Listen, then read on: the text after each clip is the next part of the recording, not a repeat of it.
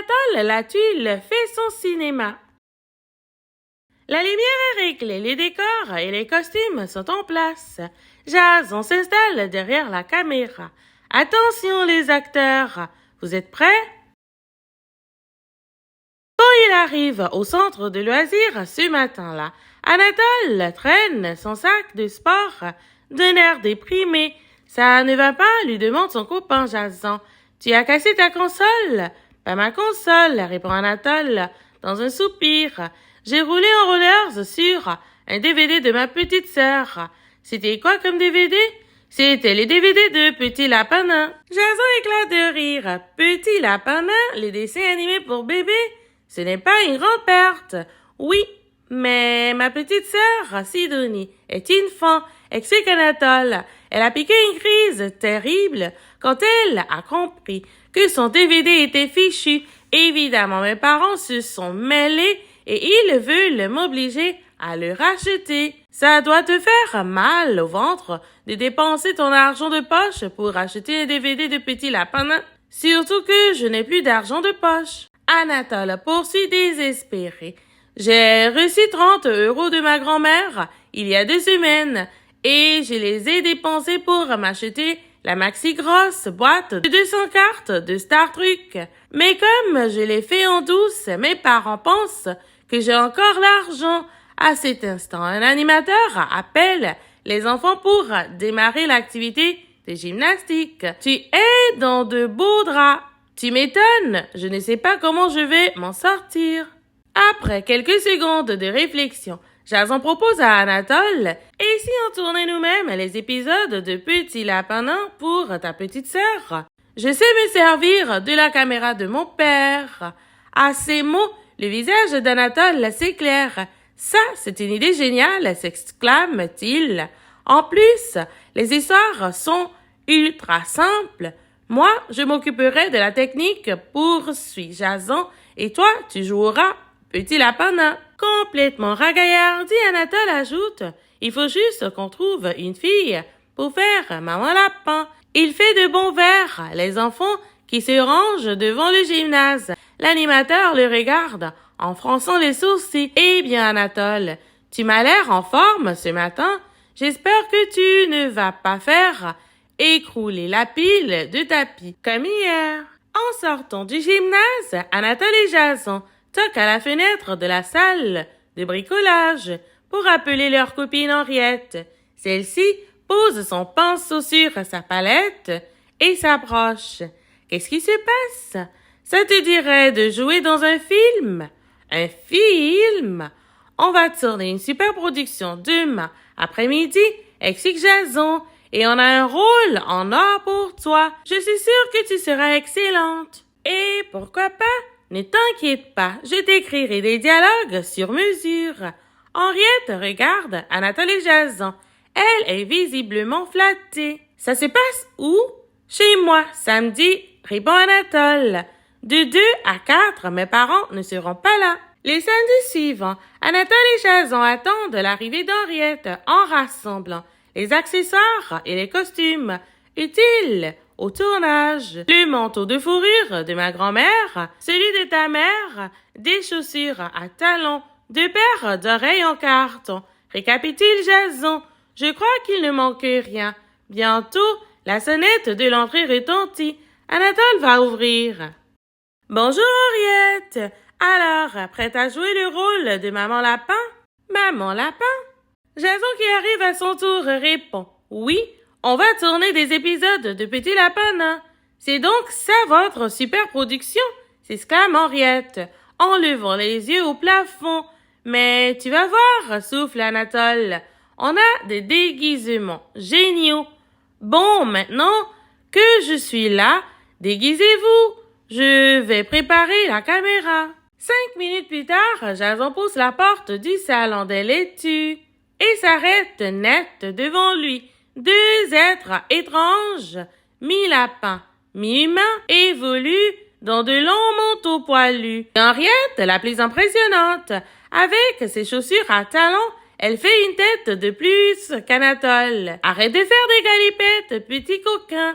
Attrape-moi si tu peux, maman. Vous êtes vraiment parfait, j'ai même envie de dire au poil. Henriette rajuste ses oreilles en carton et se tourne vers Anatole. Et tes dialogues sur mesure, demande-t-elle, tu nous les fais lire? Anatole fait une petite moue. C'est que, finalement, je n'ai pas trop eu le temps de les écrire. On va s'inspirer des titres du DVD de Sidonie. Il traverse la pièce en quelques bonds et farfouille un instant dans le tiroir du meuble de la télévision. Je l'ai, s'écrie-t-il en brandissant le boîtier du petit lapin nain. On a le choix, il y a 16 titres. Il énumère. Petit lapin nain ne veut pas prendre son bain. Petit lapin nain doit faire la sieste. Petit lapin nain et la grosse salade. Ok, tu ne vas pas te le lire. On commence par le bain. Quelques instants plus tard, dans la salle de bain, Henriette jette un œil inquiet à la mousse qui déborde de la baignoire. Tu ferais bien de fermer le robinet, conseille-t-elle à Anatole. Et, attends, réplique le garçon, tu n'es pas encore ma mère. Non, mais elle va bien l'être dans 30 secondes, répond Jason. Il a calé la caméra sur le lavabo. Vous êtes prêts? Henriette lui fait signe d'attendre. On a besoin de répéter la scène. Elle recule jusqu'à la porte, prend sa respiration et s'élance vers la baignoire. Mais tu es plein de boue. Tu t'es encore roulé dans le champ de carottes? Oui, maman. Tu sais ce qu'il te faut? Un bon bain. Non, maman. Petit vaurien. C'est bon, j'y vais. Anatole sort une tête ruisselante de la baignoire. Oh non, ça ne va pas, s'exclame Jason. Tu ne ressembles plus du tout à un lapin. C'est vrai qu'avec ton manteau mouillé, on dirait plutôt un gros rat, constate Henriette. Alors, qu'est-ce qu'on fait? Demande Anatole. Je pense qu'on ferait mieux de choisir l'épisode de la sieste, propose Jason. En attendant, il va falloir sécher le manteau. Anatole et Jason ont enfin réussi à sécher le manteau avec les sèches-cheveux de Madame la Tuile. Mais les poils de la fourrure ont légèrement roussi. Maintenant, on dirait du renard, remarque Jason en caressant le manteau du bout des doigts. Henriette, qui a rejoint les garçons, demande à Anatole. Pour tourner petit lapin nain doit faire à la sieste, tu n'aurais pas un lit de bébé? Si, s'exclame Anatole. Dans le grenier, il y a un lit à barreaux et toutes les vieilles affaires de ma sœur. Il suffit de se servir. Après avoir descendu du grenier l'ancien lit de Sidonie et un carton plein de peluches, les enfants s'affairent pour transformer la chambre d'Anatole en chambre de bébé. Jason, un œil dans le viseur de sa caméra, dirige les opérations. Mettez le nounours de profil, sinon on va s'apercevoir qu'il n'a plus qu'une oreille. Vous pourriez déplacer le mobile? On ne va pas le voir si je fais des plans rapprochés. Parmi les jouets de Sidonie, Henriette déniche un biberon. Et si je le remplissais de lait? Demande-t-elle au garçon. Bonne idée, répond Anatole. Dans le vrai DVD, Petit Lapin Nain demande plusieurs fois à boire pour retarder l'heure du coucher. Enfin, tout est prêt pour le tournage. Au pied du lit, Anatole est en place. Jason crie. Épisode de la sieste, première scène. Henriette bondit dans la chambre, le biberon à la main. Petit lapin nain, c'est l'heure du dodo. Déjà, en voulant sauter au-dessus des barreaux du lit, Anatole se cogne au mobile. Aïe! Continuez, on coupera au montage. Dans le lit, Anatole se frotte le crâne. Mais ça fait mal. Henriette s'avance d'un pas assuré et déclame. Tiens, petit lapin nain, voici ton biberon. Elle fourre alors la tétine dans la bouche d'Anatole. Mais à la première gorgée, Anatole recrache tout. Jason se tourne vers Henriette. Qu'est-ce qui se passe? Oui, c'est brûlant. Henriette baisse la tête. Je l'ai mis au micro-ondes pour faire plus vrai. Son regard s'arrête alors sur le biberon. La tétine s'est dévissée et le lait se répand sur le drap. On n'y arrivera jamais. Si, Mais il faut tourner quelque chose de plus simple. Après avoir remonté les accessoires de bébé au grenier, l'équipe de tournage se retrouve au rez-de-chaussée pour une troisième tentative.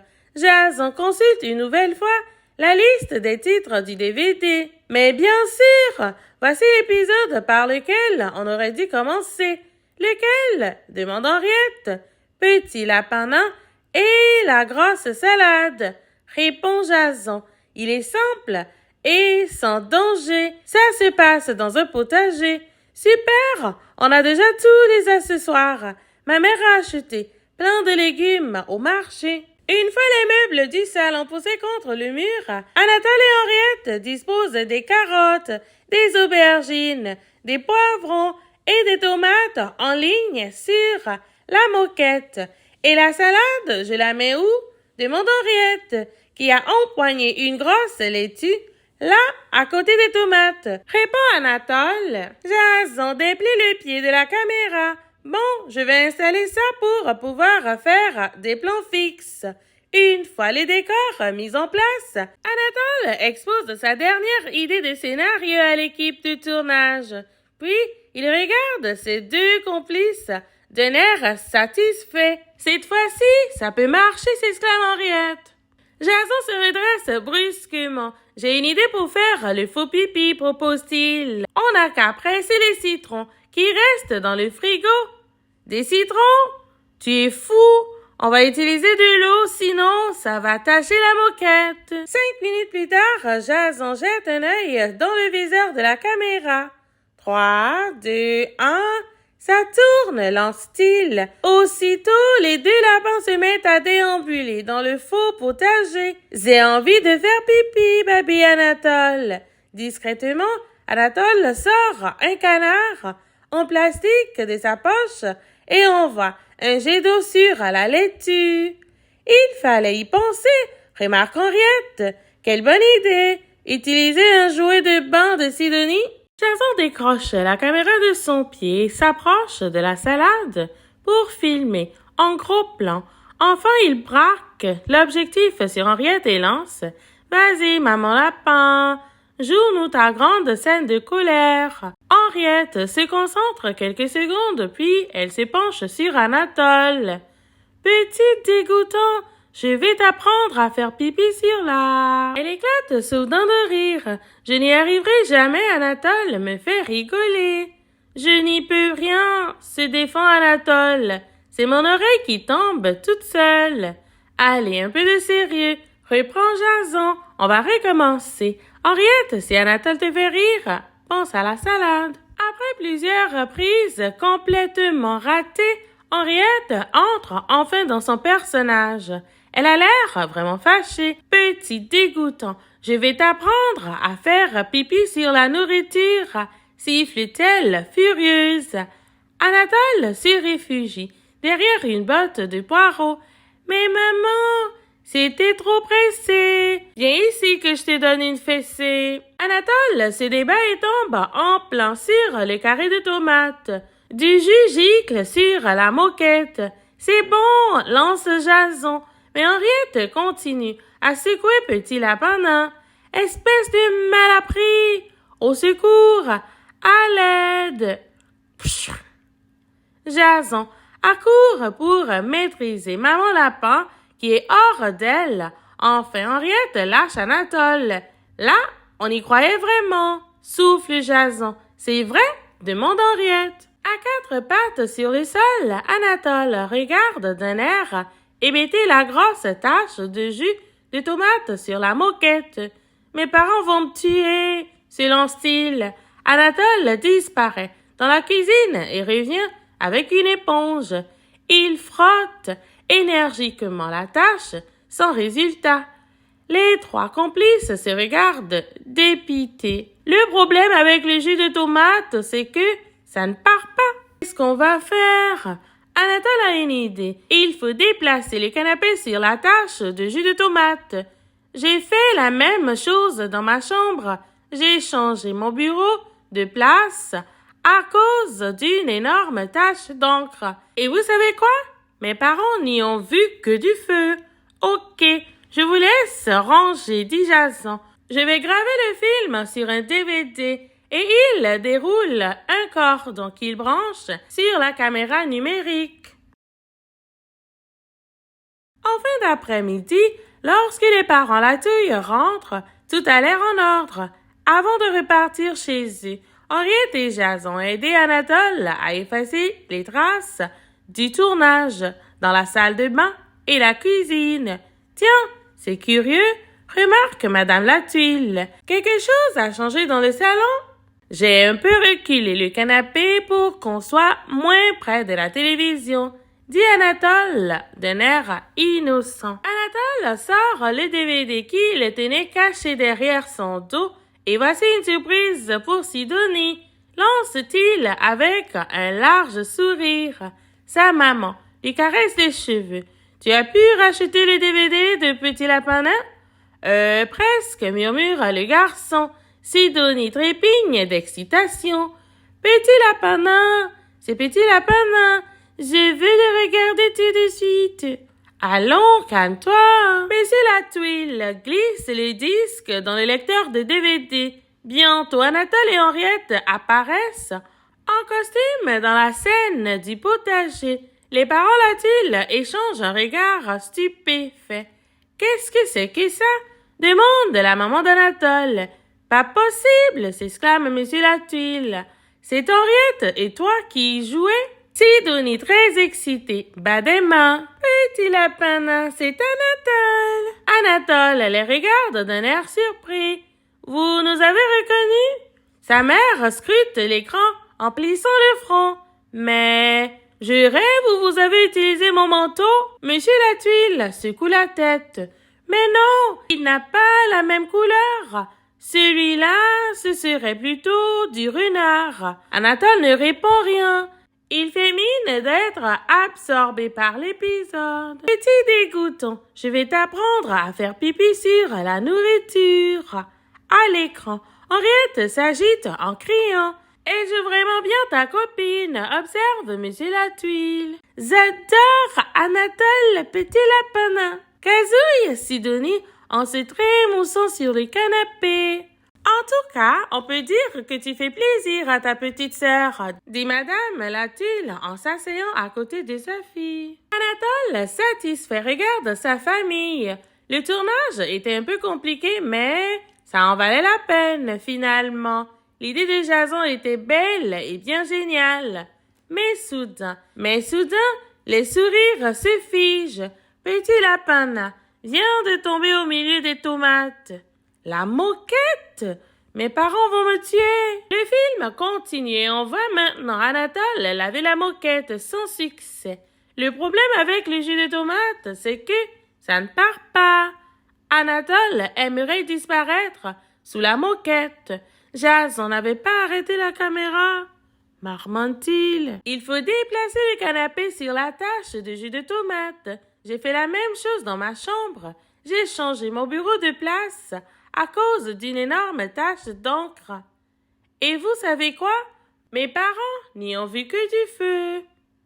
Merci pour l'information. Et en bonus, il y a même le bêtisier.